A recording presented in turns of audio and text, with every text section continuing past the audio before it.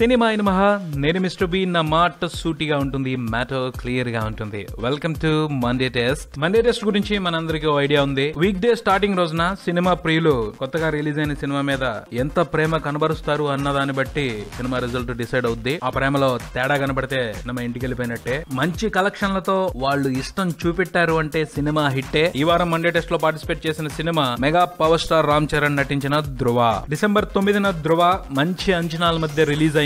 చక్కటి positive talk ను కూడా అందిపుచ్చుకుంది. దాదాపు అన్ని రివ్యూలు సినిమాని సపోర్ట్ చేసేలానే వచ్చాయి. పోతే సినిమాలో ఉండాల్సిన కమర్షియల్ టచ్అప్స్ కి సంబంధించే కొంత నిరుత్సాహం ఆడియన్స్ లో కనిపించింది. ధృవ కంప్లీట్ గా ఓ ఇంటెలిజెంట్ క్రైమ్ థ్రిల్లర్. ఇది థ్రిల్లర్ మాత్రమే అనుకుని ఎంజాయ్ చేసే వాళ్ళకి, ఇంగ్లీష్ మూవీస్ తో టచ్ ఉన్న వాళ్ళకి సినిమా బాగానే నచ్చింది. కాకపోతే రెగ్యులర్ మూవీ లవర్స్ కి క్లాస్ లేదు, మాస్ లేదు, అందరికీ కూడా వాళ్ళకి అవసరమైన కమర్షియల్ ఇంగ్రీడియంట్స్ ఈ సినిమాలో లేవు అన్న లోపాన్ని మాత్రం అలా మనసులో పెట్టుకున్నారని అనిపించింది. ఎలాంటి గొప్ప ప్రయోగమైనా చేయండి, మాస్ హీరో సినిమా అయితే అట్లీస్ట్ హీరోయిజం బిల్డప్ ఉండాలి. స్టార్ హీరో లేడు, కొంచెం చిన్న హీరో ఉన్నాడు, అసలు తెలియని హీరో ఉన్నాడు, పర్వాలేదు. ఎంత చక్కటి ప్రయోగం అయినా మినిమం కామెడీ ఉండాలి. లెక్క ప్రకారం అవి ఉంటే అబ్బబ్బా సినిమా అదరహో బెదరహో. కంటెంట్ కొంచెం అటు ఇటుగా ఉన్నా సరే, లాజికల్ సంకనాగిపోయినా సరే, పోతే కంటెంట్ అంతా పర్ఫెక్ట్ గా ఉండి కామెడీనో హీరోయిజం బిల్డప్ లేకపోతే పర్వాలేదు, బాగుంది అంతే. ఈ సమస్యతోటే ధృవ బాక్స్ ఆఫీస్ దగ్గర ఫైట్ చేస్తుంది అని చెప్పుకోవచ్చు. మొదటి రోజున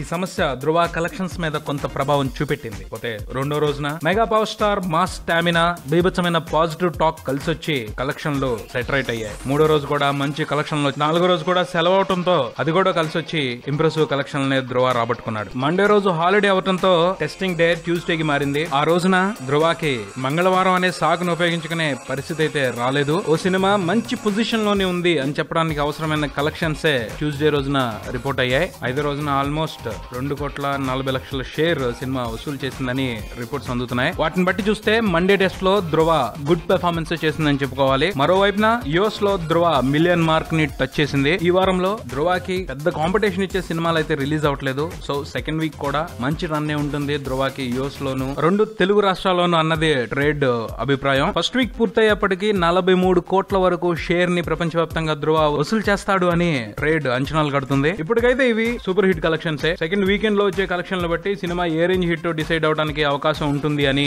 పెద్దలు చెప్తున్నారు. మరి కొంతమంది వేస్తున్న ఎస్టిమేషన్స్ ఎలా ఉన్నాయి అంటే సినిమాకి దాదాపు 60 కోట్ల థియేట్రికల్ బిజినెస్ జరిగింది. అందులో కొన్ని ఏరియాలు నిర్మాతల దగ్గరే ఉన్నాయి. కాబట్టి సినిమా 55 కోట్లు వసూలు చేసిన సూపర్ హిట్ అన్నట్టే అనుకోవాలి. ఫుల్ రన్ మీద ధృవ 60 కోట్ల మార్క్ ని టచ్ చేసే అవకాశం గట్టిగానే కనిపిస్తుంది. 60 పైన సినిమా వసూళ్లు రాబట్టాలి అంటే రిపీట్ వాల్యూ పెరగాల్సి ఉంది. కామెడీ, సూపర్ మాస్ హీరోయిజం సినిమాలో అనుకున్నంత లేకపోవటం కారణంగా ఒక్కసారి సినిమాని చూసి సరిపెట్టుకునే వాళ్ళు ఎక్కువ అవుతున్నారు. మాస్ హీరో సినిమా అంటే రిపీట్ వాల్యూ ఉంటేనే కలెక్షన్లు దండిగా వస్తాయి. సో దాని ప్రభావం సినిమా మీద పడుతుంది అనుకోవచ్చు అని కొంతమంది అంచనాలు కడుతున్నారు.